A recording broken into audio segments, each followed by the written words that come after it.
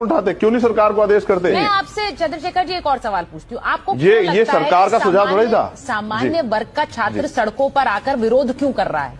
आपको क्यों लगता है? आपको लगता है विरोध गलत है?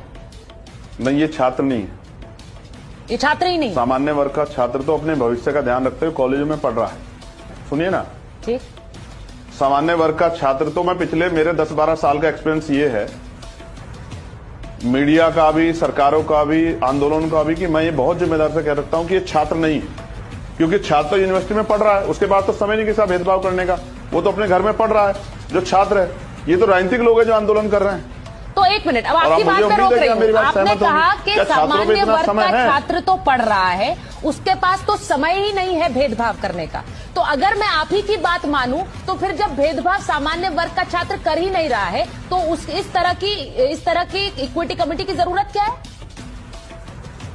आप तो खुद ही कह रहे हैं कि भेदभाव नहीं कर रहा तो सामान्य वर्ग का वो छात्र। लोग हैं, मैंने कहा ना,